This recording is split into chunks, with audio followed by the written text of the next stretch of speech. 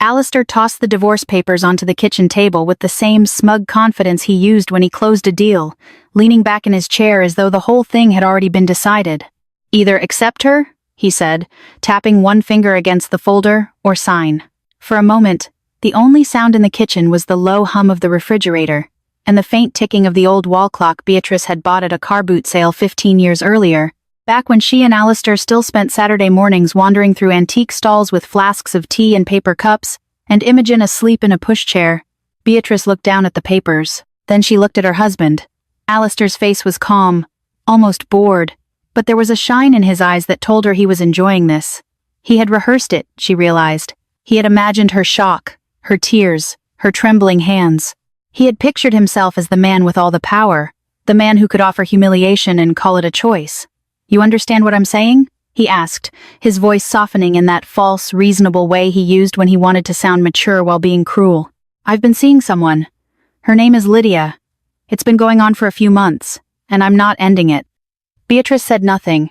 Alistair sighed as though her silence inconvenienced him. "I don't want to destroy the family," he continued, "but I'm not going to pretend I'm happy living like this anymore. You can stay. We can keep things stable for Imogen. You can keep the house, the lifestyle, everything you're used to. But Lydia is part of my life now, and you need to accept that." Beatrice slowly pulled out the chair across from him and sat down. For 17 years, she had known the sound of Alistair's voice in every season of their marriage. She had heard him nervous before job interviews, proud after promotions, exhausted when Imogen was a newborn, tender when her father died, impatient when bills were tight, and cold when success began hardening something inside him. But she had never heard him sound quite like this. Not guilty, not ashamed, entitled. Alistair pushed the pen toward her, its silver body sliding across the polished wood until it stopped beside her hand. "You've been out of the workforce too long to start over easily," he said. "Let's be realistic. You gave up your career for us, Beatrice, and I respect that. I do, but this is the practical option." The practical option. Beatrice nearly smiled then, but she held it back. Once she had been Beatrice Morgan from a regional healthcare network, the woman who could walk into a chaotic administrative department, study the billing delays, staffing problems, compliance issues, and broken communication lines, then build a system that made people breathe easier. She had been sharp, trusted, organized, and ambitious. Then Imogen came along, tiny and colicky and perfect. And Alistair's sales career began climbing so quickly that the family needed one steady parent at home. Beatrice had chosen that role with love. She had packed lunches, scheduled dentist appointments, sat through school conferences, remembered which neighbor was allergic to peanuts, helped Imogen through middle school friendship wars, cared for Alistair's mother after surgery, hosted garden gatherings, balanced the household budget, and kept their pretty suburban life running so smoothly that Alistair eventually mistook her labor for dependency. From the outside, they were enviable. A brick semi-detached on a quiet street outside Manchester. 2 cars in the driveway. A daughter doing well at school. Christmas cards with matching jumpers and warm smiles. Alistair in his tailored blazer. Beatrice with her hand resting lightly against his arm. Imogen between them. Taller every year. Inside that house, though, Alistair had been disappearing 1 inch at a time. At first, it had looked like ambition. Longer hours, more travel, bigger clients, better suits. Then came the dismissive little jokes at dinner, the way he checked his phone while Beatrice spoke, the way he stopped asking about her day because he assumed nothing important happened in it. He began correcting her in front of friends. He began calling her too sensitive whenever she reacted to his sharpness. And eventually his absence became so normal that the house felt calmer when he was gone. 6 months earlier, Beatrice had learned the truth. Not from a dramatic confession, not from a lipstick stain, not from some anonymous message at midnight. It had been a trail of small, ordinary things. A hotel charge that did not match his conference dates. A receipt from an expensive boutique. A sudden password on a phone he used to leave face up on the counter. And then one afternoon when she saw him in town with another woman, his hand at the small of her back, his mouth pressed against hers beneath a striped cafe awning, Beatrice had not screamed. She had not thrown his clothes onto the lawn. She had not called Lydia or Alistair's office or his mother. She had gone home and made Imogen spaghetti because it was Tuesday. Imogen had set the table and washed up afterwards, never noticing anything wrong. Later that night, once the towels were folded and the house was quiet, Beatrice had stood in the shower and cried where no one could hear her. Then she got practical. Not vengeful, practical. The next morning, after Alistair left for what he called a client breakfast, Beatrice sat in her car outside a family law office for nearly 20 minutes before she made herself go inside. Her hands shook around her purse strap, and she felt ridiculous, like a woman acting in a film about someone else's life. But the solicitor, Penelope Hart, had kind eyes and a voice like clean linen. She listened without interrupting, took notes, and told Beatrice the first thing she needed to hear. "Knowledge is not a decision," Penelope said. "Learning your rights doesn't mean you have to file for divorce. It means you stop being afraid of the unknown." So Beatrice learned quietly, carefully, legally. She gathered tax returns, mortgage statements, retirement account summaries, insurance policies, investment records, and household expenses. She reviewed bank statements, not to spy, but to understand the life she had helped build. She documented unusual spending when it appeared. She opened a separate savings account with money she earned herself. She updated old certifications, took online courses after Imogen went to bed, and reached out to former colleagues with messages that sounded casual but carried the weight of a woman rebuilding her spine. Soon, small consulting projects came in. A clinic needed help restructuring patient intake. A private practice wanted someone to review administrative workflow. A former supervisor connected her with a temporary contract. Then another. Beatrice worked at the kitchen table while Alistair slept in hotel rooms and told himself she had no options. He noticed none of it. He noticed when his shirts were dry cleaned, when dinner was late, when Imogen's report card came in, when the gardener missed a week. He did not notice the woman across from him becoming financially steadier, legally informed, and emotionally prepared. Now, in the kitchen he believed he controlled, Alistair nodded toward the papers. "I'm giving you a choice," he said. Beatrice picked up the pen. Alistair's mouth curved in satisfaction, and for one brief, almost merciful second, she saw exactly what he expected. He expected her to hold the pen and break. He expected tears, bargaining, maybe anger, because anger would still mean he mattered enough to wound her openly. He expected her to ask how he could do this after 17 years, after Imogen, after everything she had sacrificed. Instead, Beatrice turned to the signature page. She signed her name in steady blue ink. Alistair's smile vanished. "Wait," he said. Beatrice kept writing.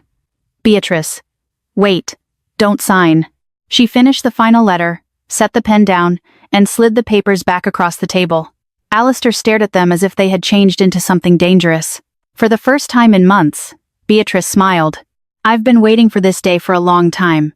6 months earlier, Beatrice had still been trying to talk herself out of what her instincts already knew. It was not one dramatic discovery at first. It was not the kind of betrayal that arrived fully formed with lipstick on a collar or a perfume-scented note tucked into a jacket pocket. It came quietly in ordinary pieces, so small that any one of them could be explained away by a busy season, a demanding client, a man under pressure. Alistair started taking more business trips, but only by a day or two at first. He had always traveled some, so Beatrice told herself not to be suspicious. Then the client dinners stretched later and later still until he came home after midnight smelling faintly of restaurant wine and cold outside air, his tie loosened, his face blank with the practiced exhaustion of a man who did not want to answer questions. "Good dinner?" she would ask from the kitchen doorway, wrapped in her dressing gown while the dishwasher hummed behind her. "Long," he would say, already looking down at his phone. "I'm beat." He began carrying that phone everywhere. Into the garage, into the bathroom, out to the letterbox. At night, he placed it face down on his nightstand, and if it buzzed, his hand moved toward it before his eyes were fully open. Beatrice noticed because wives notice things. They notice changes in breathing, changes in posture, changes in the way silence settles into a room. But each time suspicion rose in her throat, she swallowed it down. They had 17 years together. They had Imogen. They had a mortgage, Christmas decorations collected over time, a dent in the utility room door from when Imogen had tried to ride her scooter indoors at 7 years old. They had a history built out of shopping lists and hospital bracelets and school photos and late-night arguments that used to end with apologies. Beatrice did not want to believe a few strange charges and a guarded phone could mean all of that had become negotiable. Then came the hotel charge. Alistair was supposed to have been in Birmingham for 2 nights, Monday through Wednesday. But the credit card statement showed a boutique hotel in town on Friday. When Beatrice asked about it lightly, giving him every chance to offer a reasonable explanation. He barely looked up from his plate. "Client reimbursement," he said. "Accounting mess. I'll handle it." There was a time when Beatrice would have accepted that and moved on, but his tone was too quick, too polished, and something in her chest went still. After that, the signs arranged themselves into a pattern. A receipt from a jewelry store tucked carelessly into the center console of his car, a cologne she had not bought him, a shirt from a designer shop he normally dismissed as overpriced, his sudden interest in working out, not for health, but with the restless vanity of a man trying to impress someone who had not known him when his hairline was fuller and his confidence less cruel. Still, Beatrice hoped she was wrong. Hope, she would later realize, could be a very intelligent form of denial. One Thursday afternoon, after dropping off a folder at Imogen's school for a university prep meeting, Beatrice drove into town to pick up a birthday gift for her sister. It was raining lightly, the kind of fine gray rain that made shop windows glow and traffic crawl. She parked 2 blocks from the boutique and hurried along the pavement, holding her handbag over her head because she had forgotten an umbrella. That was when she saw Alistair. He stood outside a cafe beneath a striped awning, smiling at a woman with dark hair tucked into a camel coat. He was not smiling the way he smiled at neighbors or clients. This smile was younger, easier, almost boyish, and the sight of it hurt Beatrice before the kiss even happened. The woman touched his chest. Alistair leaned down and kissed her. Not quickly, not accidentally, not like a mistake. Beatrice stopped walking so abruptly that a man behind her nearly bumped into her shoulder. The rain tapped against her hair, her face, her hands. Across the street, Alistair laughed at something the woman said, then placed his hand at the small of her back as they went inside together. Beatrice did not move for several seconds. Her body wanted drama. Her blood wanted noise. A part of her wanted to cross the street, shove open the cafe door, and demand that Alistair look at her in front of everyone.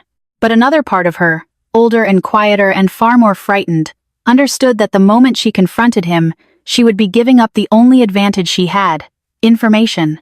So she turned around. She walked back to her car, sat behind the steering wheel, and stared through the windscreen until the world blurred into silver lines of rain. Then she drove home carefully, obeying every traffic signal, because grief did not excuse carelessness, and Imogen still needed her mother to arrive alive. That evening, Alistair came home with a lie already prepared. "Client dinner ran long," he said, hanging his coat by the back door. Beatrice was stirring tomato sauce at the stove. Imogen sat at the island with her laptop open, earbuds in, tapping a pencil against her chemistry notes. "In town?" Beatrice asked. Alistair's hand paused on the coat hook. "Yeah," he said. "Why?" "No reason. I thought I saw your car near Deansgate earlier." His face changed for less than a second, but she saw it. Annoyance, calculation, then ease. "Probably did.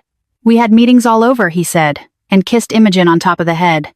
"How's school?" Beatrice turned back to the sauce before he could see her eyes. The most painful discovery came 2 weeks later, and it did not come from a kiss.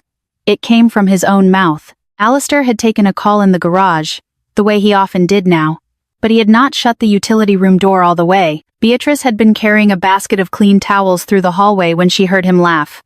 "No, she'll never leave me," he said. Beatrice stopped. The towels grew heavy in her arms. Alistair's voice was low, amused, intimate, in a way that made her skin tighten. "Beatrice, come on." She gave up too much. She wouldn't even know where to start. Besides, she likes the house, the neighborhood, the whole mum routine. She'll be upset, sure, but she'll adjust. There was a pause, then another laugh. "I know her." Beatrice stood there until her fingers went numb around the laundry basket. The affair had been a wound, but that sentence was something colder. Alistair was not just betraying her, he was depending on her defeat. He had taken every meal, every sacrifice, every year she spent holding the family together, and he had turned it into proof that she was trapped. That night, Beatrice waited until everyone was asleep. Then she went into the bathroom, turned on the shower, sat on the closed toilet lid, and cried with her hand over her mouth. She cried for the young woman she had been, for the career she had paused, for the marriage she had defended long after Alistair had stopped deserving that defense. She cried until the grief emptied out and left something hard and quiet behind. The next morning, she woke before sunrise. Alistair was asleep beside her, breathing heavily, one arm flung over the blanket, as though the world had never once asked him to account for himself. Beatrice looked at him for a long moment, And the sadness was still there, but it no longer ruled her. She made tea. She packed Imogen's lunch. She stood at the kitchen window while the sky softened over the quiet suburban street, and she made herself one promise. No one would ever mistake her love for weakness again. By 9, she had called Penelope Hart, a family law solicitor recommended years earlier by a woman from church who had gone through a difficult divorce and emerged with her dignity intact. Beatrice almost hung up before the receptionist answered, but she forced herself to stay on the line. At the consultation, Penelope listened carefully, her pen moving across a yellow legal pad. "I don't know what I want yet," Beatrice admitted. "I just know I can't be blind anymore." Penelope nodded. "That's enough for today." Beatrice looked down at her hands. "Should I confront him?" "Not yet," Penelope said. "Not unless you're ready for every possible reaction. Anger, manipulation, financial pressure, sudden remorse. People show you who they are when they think they're losing control." Beatrice absorbed that slowly. Penelope leaned forward, her expression kind but firm. "Don't rush. Let him make the first move." So Beatrice went home. She cooked dinner. She asked Imogen about school.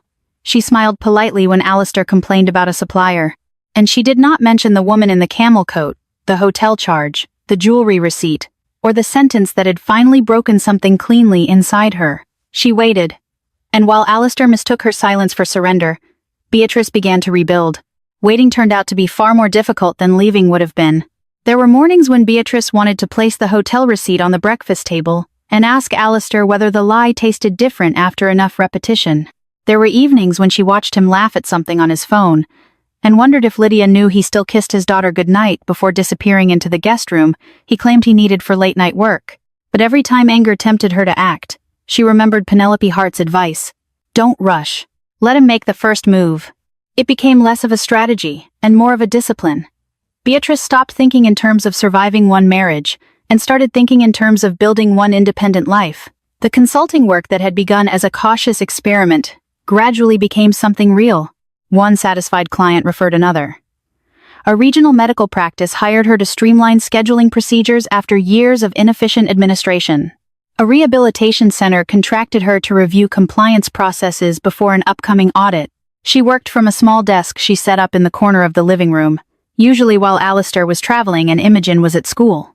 The income wasn't spectacular. It didn't need to be. Every payment represented something far more valuable than the amount deposited into her account. It represented choice. She opened a separate savings account in her own name and directed every consulting payment there. She tracked every pound with the same careful attention she had once given the household budget.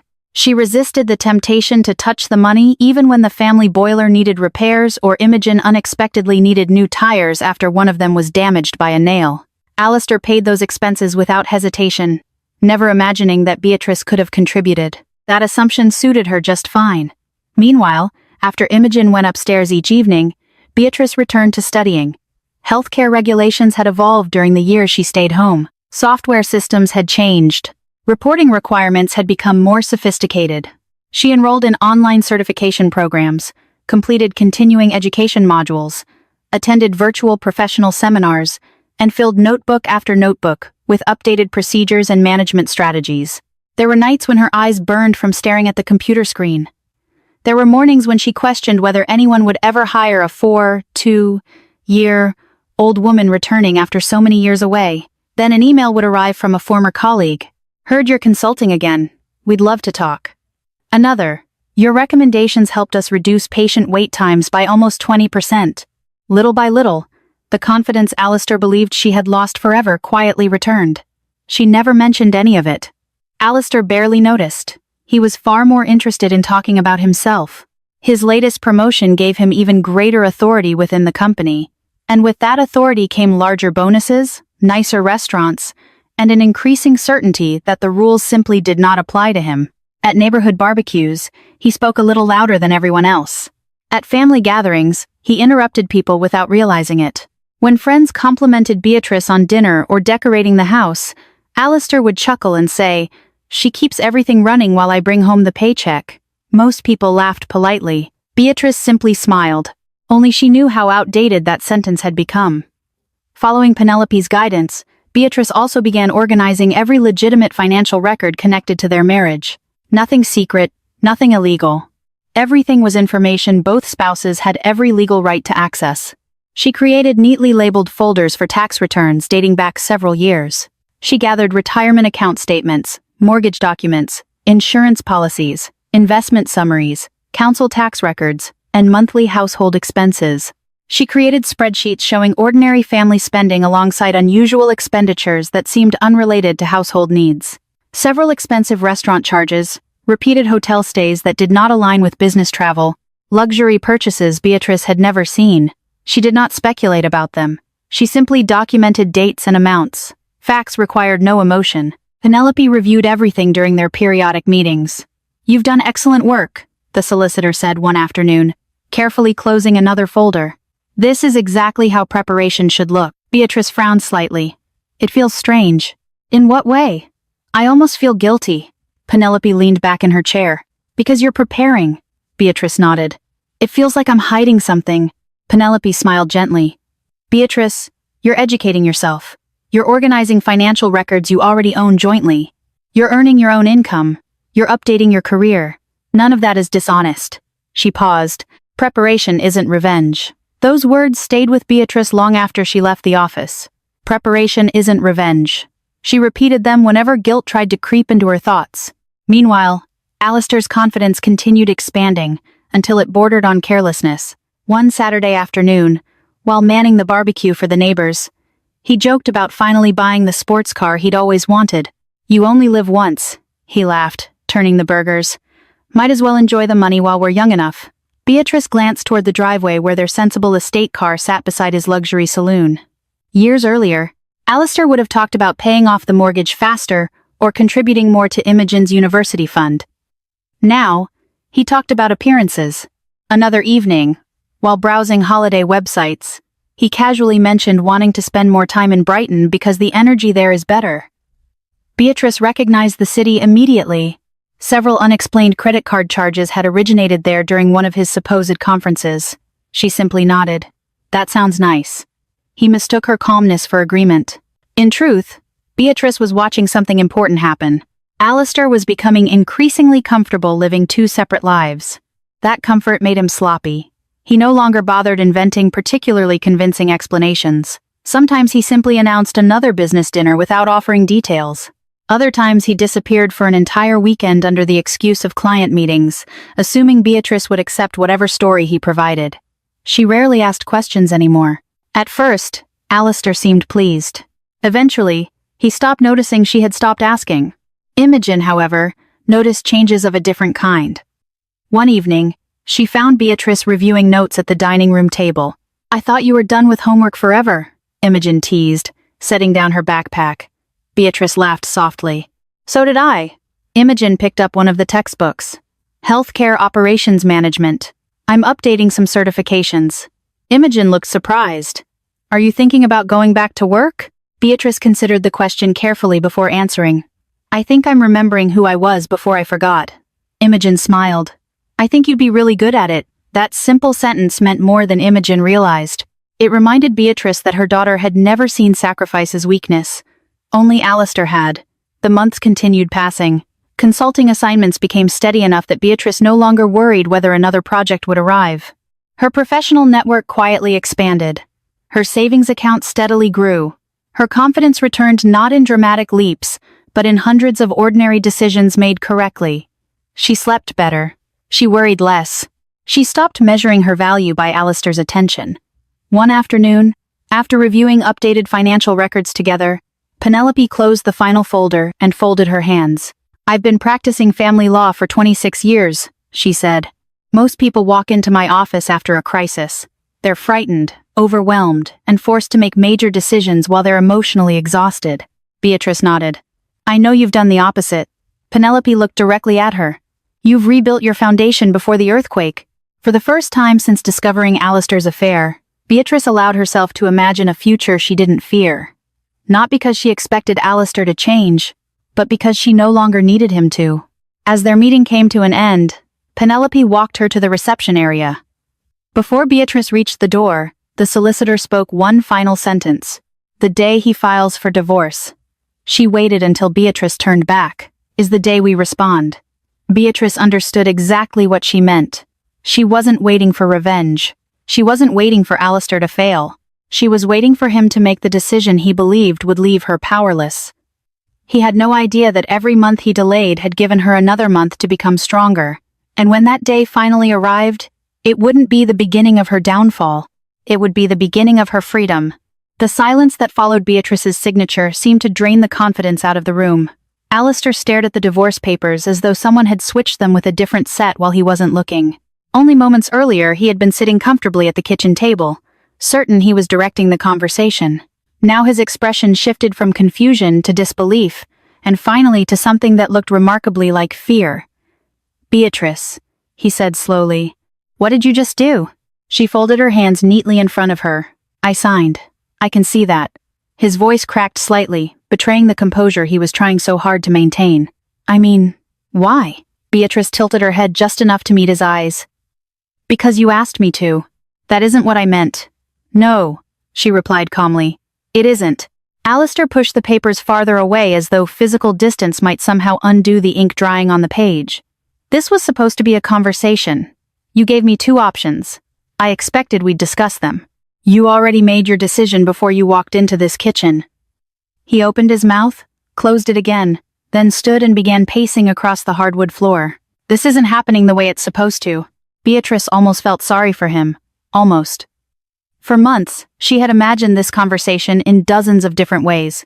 She had pictured anger, tears, accusations, even relief. She had never imagined Alistair would be the one unraveling. "You don't understand," he said. "I understand perfectly." "No, you don't." He rubbed both hands across his face. "Beatrice, people don't just sign." She couldn't help noticing the irony. "You believed I couldn't leave." Alistair froze. The sentence landed harder than she expected. His eyes narrowed. "What does that mean?" Beatrice looked toward the kitchen window where early evening sunlight stretched across the back garden. Imogen would be home from debating society within the hour. She was grateful they were having this conversation before their daughter walked through the front door. "It means," Beatrice said quietly, "you've been making assumptions about me for a very long time." Alistair searched her face. Then something shifted behind his eyes. "How long have you known?" Beatrice didn't answer immediately. She stood, gathered her tea mug from the counter, rinsed it carefully beneath the tap, dried it with a tea towel, and returned it to the cupboard. Only then did she turn around. "Long enough?" His face lost what little color remained. "You knew?" "Yes." "For how long?" "About 6 months." The words seemed to knock the air out of him. "That's impossible." "No. You would have said something." "I chose not to." "Why?" Beatrice met his gaze steadily. "Because you never listened." The kitchen became unbearably quiet. Alistair sank back into his chair. "You knew about Lydia?" "Yes." "The hotel?" "Yes." "The trips?" "Yes." He stared at the tabletop, replaying months of conversations in his mind, searching for clues he had missed. "You acted completely normal." "I acted with dignity." Those words stung. She hadn't raised her voice. She hadn't insulted him. She had simply stated a fact. Alistair remembered every evening she had calmly asked whether he wanted more tea. Every birthday dinner she had organized for Imogen. Every holiday gathering she had hosted with effortless grace. He had interpreted her composure as ignorance. Instead, it had been discipline. "I don't understand," he whispered. "I know. You should have confronted me." Beatrice gave a sad smile. "For what purpose? So we could have talked." She let that sentence hang between them. "Alistair," she said gently, "you stopped talking to me a long time ago." He looked away. For the first time in years, there was no clever response waiting on the tip of his tongue. His phone vibrated against the table. The screen lit up. "Lydia." Alistair instinctively reached for it, then stopped. Beatrice noticed. She said nothing. The phone vibrated again before falling silent. Alistair turned it face down. It was the first time in months he had ignored her call, but it was also far too late. Beatrice picked up her handbag. "I have an appointment." "What appointment?" "With my solicitor." His head snapped upward. "Solicitor?" "Yes." "You already have a lawyer?" "I've had one." "How long?" "Since shortly after I learned the truth." Alistair leaned back as though physically struck. This has all been planned." Beatrice shook her head. "No. You've been planning this for months. I've been preparing. What's the difference?" "The difference," Beatrice answered evenly, "is that preparation protects your future." Revenge tries to destroy someone else's. He stared at her. She continued, I never wanted to destroy you. Then why? I wanted to make sure Imogen and I would be all right if this day ever came. Alistair suddenly remembered all the evenings Beatrice had spent working on her laptop, the online courses, the phone calls she had taken in the living room, the occasional consulting meetings she had described as helping former colleagues. He had barely paid attention. You went back to work a little at first, and now? Enough. His stomach tightened. You don't need me financially, Beatrice answered honestly. I needed you as my husband. The sentence hurt far more than an accusation ever could. Alistair lowered his head. He finally understood what he had never bothered asking. Beatrice hadn't stayed home because she lacked ability. She had stayed because together they had decided their family needed one parent with flexibility. While Imogen grew up, he had mistaken sacrifice for dependence. He had mistaken partnership for weakness. And now, the foundation beneath every assumption he had made was collapsing. Beatrice walked toward the front door. Wait. She stopped but did not turn around. I can fix this. She closed her eyes briefly. No, Alistair. I'll end it. She remained silent. I'll tell Lydia it's over. Still nothing. We can start counseling. Beatrice slowly faced him again. Can I ask you something? He nodded eagerly. When you put those papers on the table today before I signed, were you planning to end your relationship with her? His shoulders sagged. No. Were you hoping to rebuild our marriage? Another silence. Finally, he whispered. No. You wanted me to accept both of you. He couldn't deny it. Yes. Beatrice nodded once. Then nothing changed because I signed. Alistair looked confused. You're only asking for another chance because your plan failed. He flinched. She continued softly. If I had cried, if I had begged, if I had agreed to your arrangement, would you have respected me more? He couldn't answer because they both knew the truth. He wouldn't have. The doorbell rang. Imogen. Beatrice glanced toward the entryway. We're not discussing this in front of her. Alistair stood quickly. What happens now? She looked at the signed papers resting quietly on the kitchen table. Now, she said, my solicitor files our response. Over the following days, everything moved exactly as Penelope Hart had prepared her for. The signed documents were delivered to the law office that same afternoon. Beatrice's legal response was filed promptly and professionally. Penelope submitted the standard request for complete financial disclosure required during the divorce process. She requested updated records for bank accounts, retirement funds, investment portfolios, and employment compensation. Temporary measures were also sought to ensure that significant marital assets could not be improperly transferred or hidden while negotiations were pending. Everything followed ordinary legal procedure. Nothing dramatic, nothing vindictive, just careful, lawful steps designed to protect both parties until the process was complete. Alistair had assumed he would control the pace. Instead, he found himself responding to deadlines, gathering financial records, answering routine legal requests, and explaining expenditures that he had never expected anyone to examine closely. One evening, nearly 2 weeks after serving the papers, he met Beatrice in the kitchen as she finished loading the dishwasher. He looked exhausted, older. The confidence that once filled every room had quietly disappeared. Can I ask you one thing? Beatrice nodded. Why didn't you stop me? She dried her hands slowly before answering. Because, Alistair, she looked at him with neither anger nor satisfaction.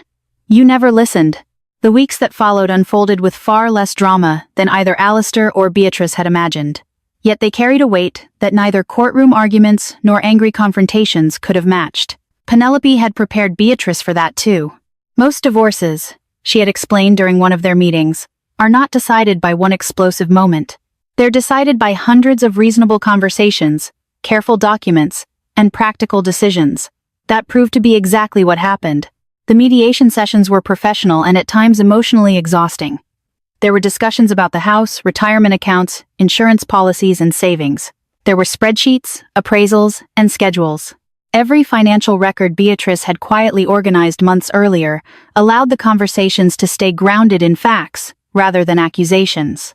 Alistair's solicitor occasionally challenged certain valuations or requested additional documentation, but there were no hidden surprises. Everything was already there.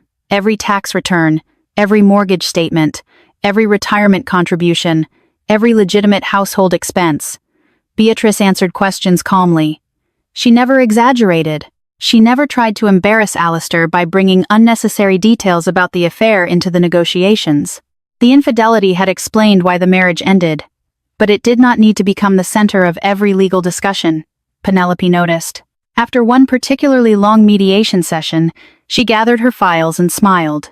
"You've done something many people struggle to do." Beatrice looked up. "You separated your pain from your decisions." Beatrice thought about that during the drive home. The pain had been real. It still was. But pain was no longer driving the car. Imojavas. Not literally, of course. At 17, she still had a provisional license and preferred Beatrice behind the wheel whenever traffic became heavy. But every decision Beatrice made now was measured against one simple question. Would this create a healthier future for Imogen? That question answered almost everything. Imogen had not learned about the affair all at once. Beatrice and Alistair agreed, perhaps for the first time in years, that she deserved honesty without unnecessary cruelty. One Sunday afternoon, the three of them sat together in the living room. Alistair spoke first. "We've decided we're getting divorced." Imogen's eyes immediately filled with tears. "Is it because of another woman?" Alistair closed his eyes. There was no point pretending. "Yes." The silence that followed seemed to last forever. Imogen looked from her father to her mother, searching desperately for someone to tell her this was all a misunderstanding. Instead, Beatrice simply reached across the sofa and held her daughter's hand. Imogen turned back toward Alistair. "How long?" Alistair swallowed. "Several months." "You lied to Mum." "Yes." "You lied to me." Another pause. "Yes." Imogen nodded once, not angrily. Sadly. "I don't think I know you anymore." Those 7 words accomplished what no legal filing ever could. Alistair looked as though the floor had disappeared beneath him. Over the next several months, Imogen remained polite to her father, but something fundamental had changed. She still visited him according to the parenting schedule they developed together. She still answered his calls. She still wished him happy birthday. But trust, Beatrice realized, could not simply be repaired because someone regretted breaking it. It had to be rebuilt slowly, if it could be rebuilt at all. Alistair never argued about child support or educational expenses. He attended every mediation session on time. He complied with every financial disclosure request.